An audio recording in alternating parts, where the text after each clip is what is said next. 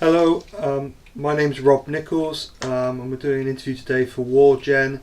The date is the 21st of August 2018. No, it isn't. 21st of April even.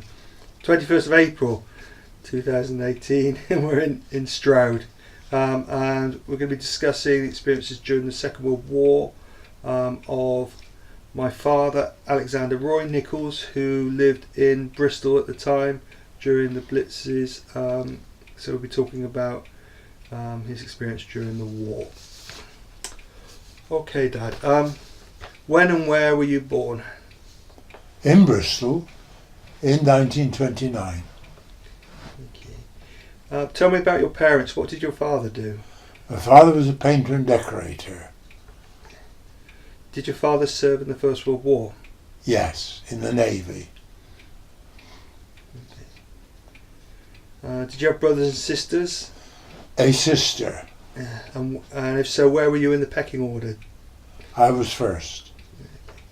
Did you have a happy childhood? Reasonably. What was it like growing up where you did? In what way? Well, what sort of... It was a typical working class area. Burned on a housing estate on the outskirts of Bristol that was built just after the First World War. By the time the Second War broke out, we moved up into the top end of Bishopston. And again, it's a relatively ordinary district. Ordinary working class people. What were your interests as a child?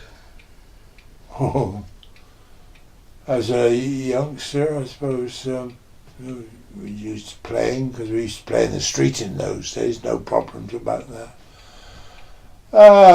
Can't remember anything particularly specific from before the war and up to the war period. The next question. Can you remember the build up to the war? Not really. No, not until it actually happened, not really. I was 9 3/4 when war broke out. And at that age, you haven't been involved in the sort of political build-up at all.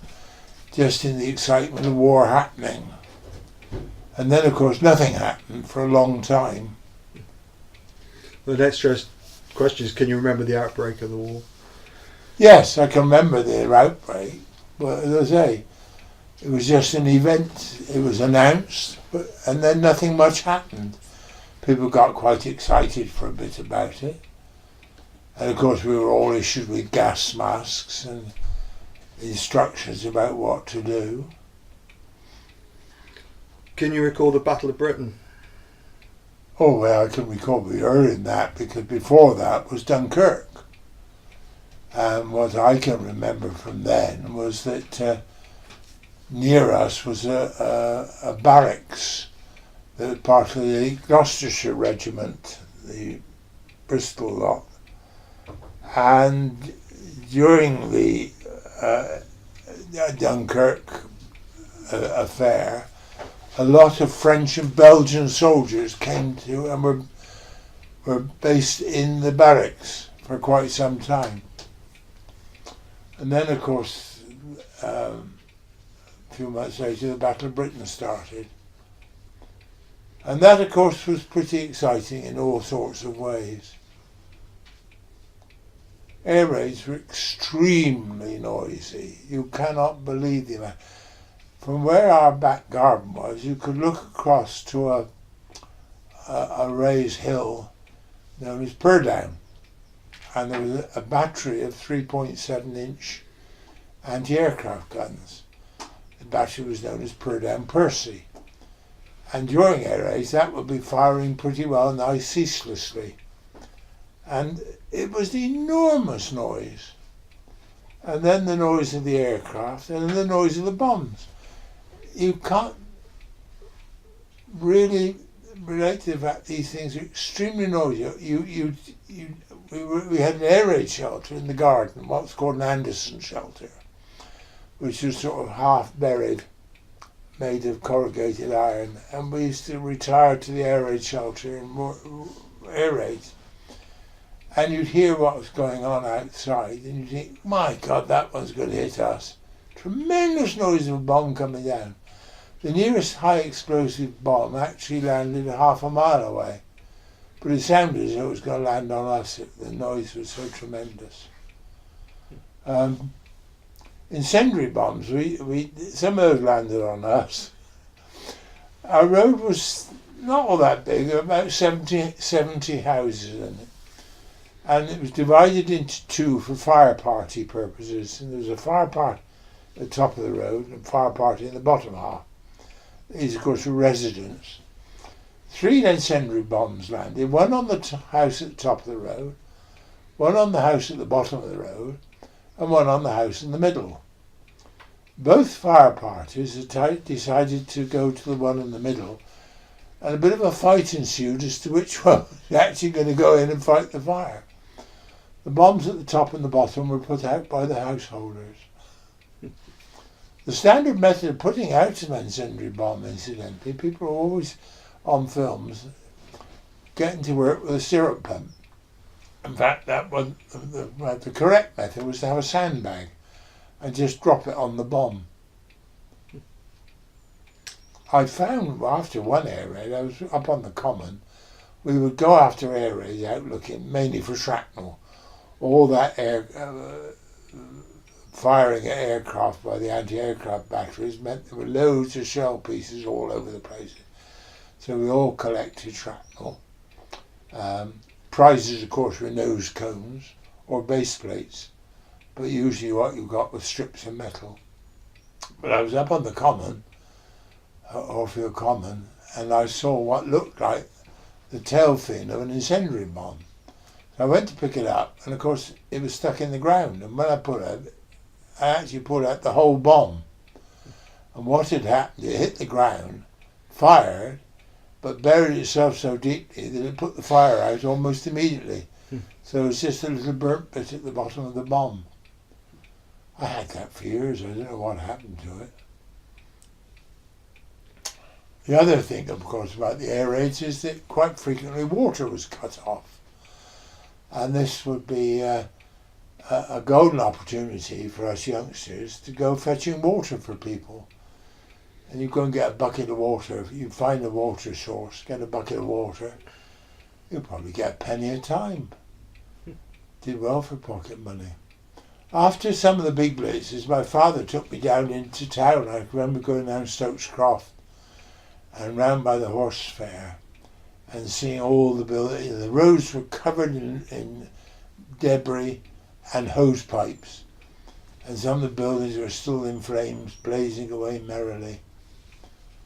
All down round what is that large roundabout at the horse fair by Debenhams, and what used to be the upper arcade, and then round where the co-op building is. Tremendous damage. That was later in the war. I can remember being because I joined the Scouts in 1942, and we used to go camping at Tockington, and the occasional late raid would occur, and I can remember being at camp at Tockington and looking back towards Bristol and seeing the sky red with fire. Other daylight raids, I was at school, and we'd be in the air raid shelters, which were the school basement, and teachers would be in the doorway describing the action because they could see the dogfights occur.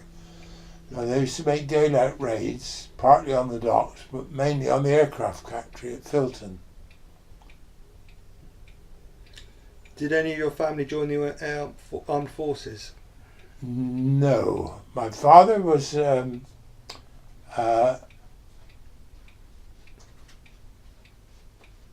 air raid warden, a full-time air raid warden through most of the war. Started off with his base in our house, and then we moved up to Horfield Rectory, and then a special warden's post shelter was built at the top of Ash Road on the Common, and he was based there. I used to go up quite a lot and go out message running and things like that. One of the other things is people would talk about the air raid, so they talk about the sirens going off to sound the air raid, and then the sirens going again, which they call the all clear. Well, it wasn't. When the sirens went the second time, that was the Raiders Pass signal, and you were supposed to stay put until you heard from your local air raid warden that it was all clear. And the all clear was the ringing of a handbell. And I used to go out when my father got the all clear sign and ring the handbell up and down the street. I still have such a handbell, not the one from then, I acquired it later. Very loud it is too. The other hand signal that the wardens had was a wooden rattle of the kind used at football matches. And that was to be used if there was gas.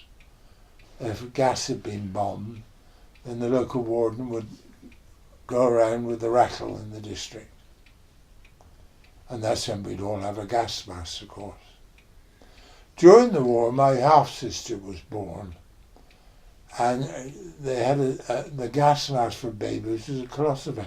It looked like the modern car seats for babies, only with a glass cover. Although the glass was in fact probably celluloid. A couple of questions here, a bit similar.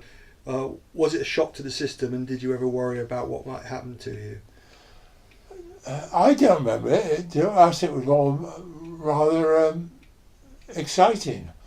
I don't remember it being a shock, and I don't ever remember being frightened. All sorts of things happened. They'd have exercises, ARP, air raid precautions exercises, and people were made up as casualties and be rescued. And occasionally there were army exercises nearby in case the invaders got that far, you know. And one or two cases when there was a bit of alarm, people, oh, the Germans are here. But it never actually happened, of course. You tell me about the camaraderie in the community. Oh yeah, it was certainly everybody in it together, you know. You didn't know who was going to be bombed next. And there was, I said, food was rationed, and so there were all sorts of things that you had to help out. I remember quite, the meat ration was a shilling's worth of meat per person per week, plus twopence worth of corned beef. But we were quite well, because my father kept chickens, so we would occasionally have chickens. We were always plentifully supplied with eggs. And a chap up the road used to go out the country shooting rabbits. So most weeks we would have a rabbit. 6pence each a rabbit was.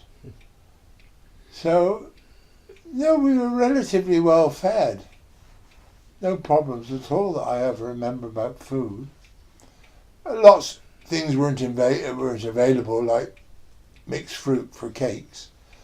So that's when carrot cake became very popular. What were your day-to-day living conditions like? All right, just as you'd expect an ordinary working class family to be. There was the blackout, of course.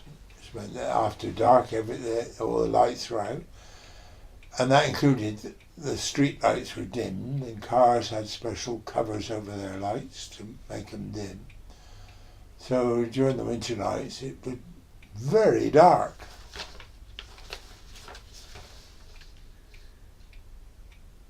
On food and drink. Can you remember any particularly funny incidents? Apart from the fire party, nothing particularly funny. Any particularly tragic incidents? No, nobody I know got killed or injured. I say we were on the outskirts of Bristol, you've got to remember, we're up to the north. So the kind of bombing we had would be what you might call, there was a railway line quite near us, so there'd be bombs that missed the railway line, and they'd be on their way to Filton, and sometimes some of the Filton bombs would fall short. At the top of the road from where I lived was the old tram depot. And of course the trams were bombed, the generator was bombed quite early in the war, so those trams stopped running. But in the tram was an auxiliary fire service fire engine. It was an old museum piece. It used to clank out and grind up the road. And it could go more than about 25 miles an hour, but it was frequently in use.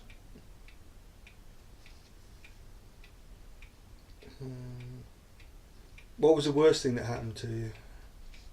To me? Nothing particularly untoward. Once you get talking to your mother, that's when you'll find out about worse things. Where were you when the war ended? Still at home. My God, that was a whoop up. That really was. People went crazy. Great processions would form up and we'd go marching round the streets.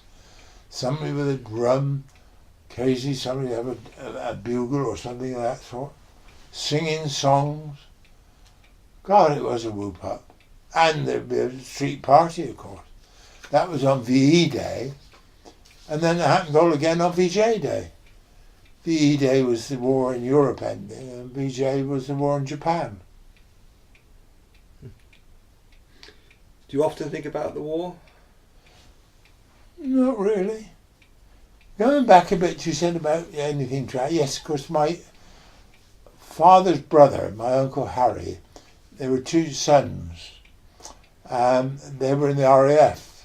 And they were serving the RAF in the Far East, and they were both shot down and both killed. So that was a tragedy in the family. But apart from that, no one else that I can remember were in any way put out. Do you have any photographs from the war? What was that time? Not that I know Okay. Any other No. thoughts about the war? Your experiences of the war? Well, it's funny because I was at home in the Blitzen, which were 1940, the big ones.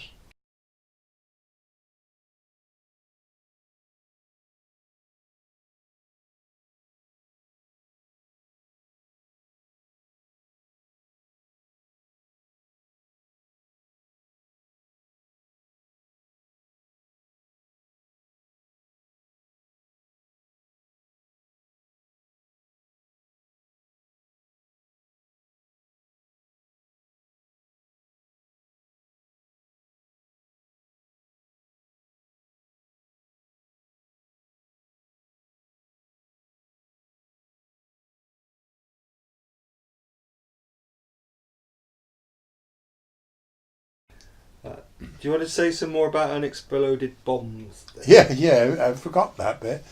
At school, at Cotton School I went to, one occasion there was a large to do because a bomb landed in the school playground but didn't explode. So of course the school had to be evacuated and we couldn't go to school until the bomb was removed, and that took several weeks.